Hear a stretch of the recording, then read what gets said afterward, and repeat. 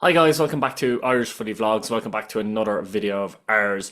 This video is going to discuss the strength of the managers, coaching teams generally, I have to say, in the League of Ireland at this minute in time. For me, it's never been stronger. I think in the last couple of years it's got stronger and stronger, and this year I think it's the strongest I've personally ever seen. So I decided to do a video on this.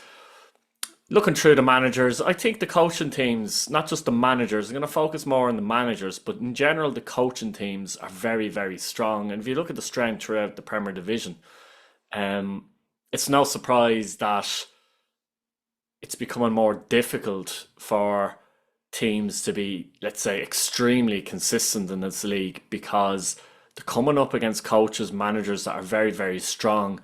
And you can see it on the pitch, you really can.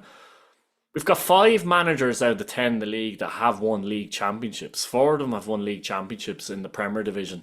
Stephen Kenny has won five league championships. Stephen Bradley has won four. Damien Duff, who's only in his third year, going into his fourth now, but in his third year, has won a league championship. And you've got Tiernan Lynch, who hasn't won a League of Ireland league championship, but he has won two league championships up north in the Irish League with Larne. So there's a bit of pedigree there. John Caulfield is the other man that's won a league championship with Cork City as well as manager. So you've got five managers in the league that have tasted league success, and the other managers aren't half bad either. I'll get on to them in a minute, but it's just an amazing roster, I think, of managers in the league. Stephen Kenny has done a superb job over his career, winning league championships with Bohemians, winning league championships with Dundalk, Cups, building um, building clubs, etc., etc., and obviously the European runs as well. Getting Dundalk, for example, into the Europa League for the first time ever as well. Fantastic achievement. You've got Stephen Bradley, who won four in a row after winning an FAI Cup with Shamrock Rovers. Again, very difficult to do. Done a superb job. Some of his performances and results over the years in Europe has been fantastic. Getting Shamrock Rovers into the Europa League and now getting them into the Conference League and actually getting them through the Conference League. Brilliant achievement. And, these two managers in particular in Europe have outperformed often more high profile coaches. And of course, Stephen Kenny only recently was the Republic of Ireland boss as well. So, to have that kind of pedigree in the League of Ireland really is fantastic, and it whets the appetite for me going into the new season. Then you talk about Damien Duff, someone that came in as a big, big, big, big name, and we didn't really know how this would go in a general sense, but he's been fantastic, absolutely brilliant for the league, Damien Duff, and for Shelbourne, he's done a great job as well. I mean, to win the championship last year, they weren't expected to do so in his third year. In his first year, people were saying, can he just stay in the division, etc., etc. And they've improved year on year. He managed to get them into Europe, obviously, coming in to this season. And then to win the league was a fantastic achievement. And he's got a lot of charisma and a lot of things going for him, and is a very good manager. Joey O'Brien works very well alongside him as well, as is Cronin at Shamrock Rovers with Bradley. So there's your management team coming into play. And you're talking about those three managers there could easily be managing elsewhere, easily. Duff seemingly just doesn't want to leave Ireland at this minute in time. He's had offers. Same as Stephen Bradley due to his son being sick as well. So, and Stephen Kenny had offers abroad and refused them and came back to the league. So these are three managers that we're very, very, very lucky to have in this league for a start. And then you've the Wiley, John Caulfield, of course, who, as I mentioned, won a league championship with Cork City, beating Stephen Kenny's Dundalk to win that championship that they won. And he is very wily. He's done a great job at Galway, getting them up, but excelling and only falling off in the European race at the end of last season. He has a way of playing. Some people don't like it, but I love to see different ways of playing and different styles, and how do you counteract it, etc. And he's done a great job at very experienced manager at Galway, and of course Ollie Horgan isn't a bad assistant, is he either? So you've got them, you've got Tiernan Lynch. Okay, we don't know exactly how he's going to do in the League of Ireland, but his pedigree is good at Larne, to be fair. Larne were the first team to get into the Conference League from the Irish League, and that was, the captain of that ship was Tiernan Lynch. He won 2 championships with Larne also, and is credited to actually building a lot of stuff off the field of that club. So if he can come in at Derry and do something half as good as that, he'll be seen as a success, to be honest, particularly with the level of managers around them. So there's pedigree there. They're the 5 managers that have real pedigree in terms of winning things in the league. And then you look at the other 5. You go Keith Long, for example, at Waterford. Keith Long is a manager I rate highly. I think he's done a superb job at Bohemians over the years. Has he got the credit for that? I don't know. I think a lot of Bows fans understand that he's still the best manager they've had in the last 10 years or so, to be honest. Reasons why he left the club, there were different reasons why he left the club. But I think he did a superb job at Bows, and really brought the fighting spirit element, I thought, back to Bohemians, to be honest, as well. Some might argue since he's left, that's gone a little bit again. So he done a great job there, and he's experienced too, and he's done a good job at Waterford, getting them up obviously into the Premier Division, and overall you'd have to say it's satisfactory what they did in the Premier Division last season. And again, a very, very strong manager. Then you have someone like Alan Reynolds at Bohemians. I would say a lot of people might suggest the jury is still out. I think he's a decent manager. The problem is the level of managers in the league, I think. I think he did a really good job when he was at Watford, actually. And can't really be judged until this season, I think, at Bows. And there could be a lot of different factors at Bows, why things don't work, etc. But he has got the experience. Got Stephen O'Donnell with him as well, who's a cup winner manager at St Patrick's Athletic. So it's certainly not a bad setup. Is it as strong as some of the others? That's the only question. It'd be interesting to see how Bows do this season. They've got some good players there too, but Alan might come across being a bit stubborn, but sure, I suppose all managers are like that a little bit. So yeah, that's them 2 guys, and on to John Russell now. And John Russell was a manager who came in at Sligo, very inexperienced, young manager, likes to play attacking football, quick football. Sligo are good in the counter attack, in particular, I think, under them, and sharp when they're at their best. One of the lowest budgets in the league over the last 2 seasons. It's possible they have the lowest budget this year. Certainly in the bottom 2, I would suggest, or bottom 3 budget wise. And probably has another job on this season, having to replace an awful lot of great players that have left the club, etc. And it's hard to replace them.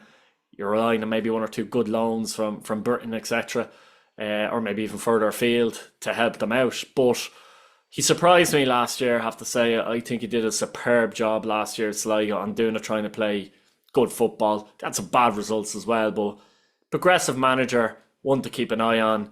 And I'd rate him a lot highly now than I did, to be honest, before. So that leaves you with 2 more managers. One of them is the manager of this club here, Drogheda United, and one of them is a former Drogheda United manager. We'll get on to him in a minute. But Kevin Doherty, there were probably a few questions when Tim Clancy left the club, how Doherty could come in, could he continue what Drogheda were doing under Tim. And I think he has. I think he has he's put his own stamp on things, but I suppose he was there with Tim as assistant for a number of years. And they seemed like a real team. I'm talking about management teams again. They seemed like a real team. So, I don't see massive changes the way Drogheda set themselves about compared to when Tim was there. And that's obviously a good thing, by the way. I don't see huge changes, but Kevin has got in and done a really good job, and he's continued on what Tim laid in terms of a foundation, I think, and to go on and win the cup was superb last year, and he'll go down in history for that alone. It was a fantastic job, and staying in the division, a lot of people thought they couldn't stay in the division. And at one point it looked like it was a real battle between them potentially and Dundalk, didn't it? And Drogheda just pulled away really in the end. But Seems to get the best out of young players coming through as well, similar to Tim actually in that regard, and seems to prefer a three at the back, two wing back system when he's the right players there. It seems to be a thing that suits Drogheda for some reason. Again, that came from Tim's time a little bit too, but it seems to be a thing that suits Drogheda. But Kevin seems to relish in the underdog tag as well. Now it's interesting this year Drogheda are going full time, proper full time. So Kev was already full time actually last year, but as a club. So it'll be interesting to see how they get on. It's difficult every year, but Kevin is definitely a very good manager. A real, I would say, backs to the wall manager, relishes that kind of stuff.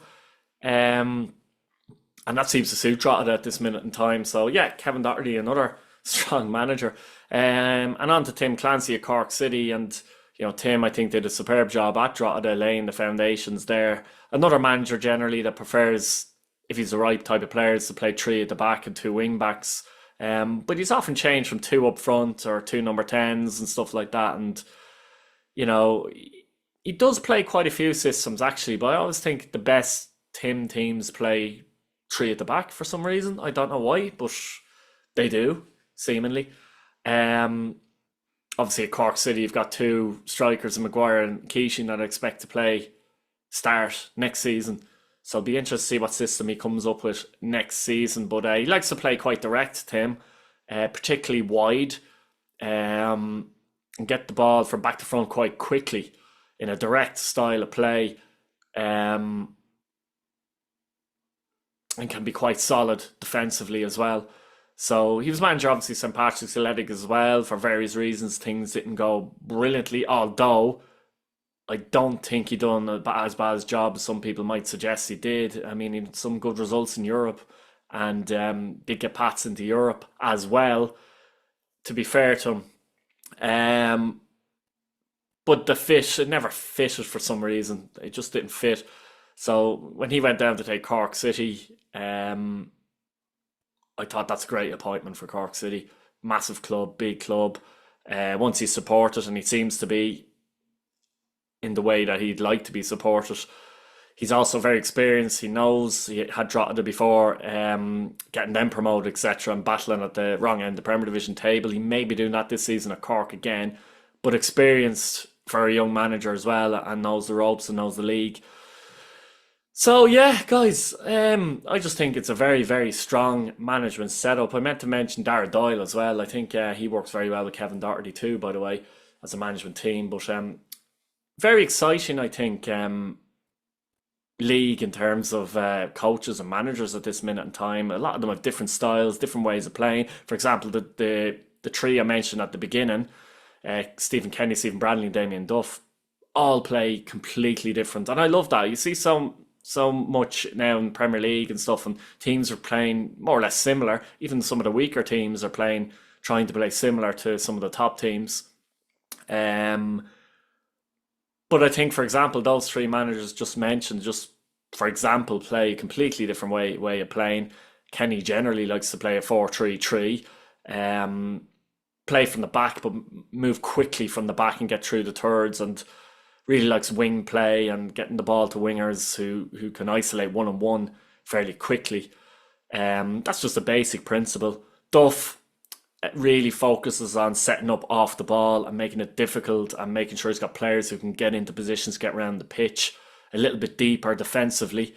Um, but he likes quick football in the final third, and likes to, you know, quite fluid in the final third if they can be. Not wingers in the sense that maybe Pats might play, but guys who interchange, be it inside forwards, etc., etc. You see a bit more interchange in that regard. That's the basic principle, more or less, there. And Bradley likes playing three at the back with wing backs, and he likes fluting, two floating tens. Now he's changed a little bit as well in Europe, but in general he likes two floating tens to work off a forward. Um, and it's quite fluid as well in that sense. Likes to have a lot of possession of the ball, work through midfield an awful lot as well. So they're the basic principles of those three, for example. And most of these managers have different principles. Not too many of them are too similar. I'd say the most similar, in my opinion, are Doherty and actually Clancy. But guys, let me know what you think in the comments. What do you think of the strength of the league when it comes to managers and coaches? Who do you rate the highest, etc.? Let me know in the comments. Subscribe to the channel, and we'll talk to you soon.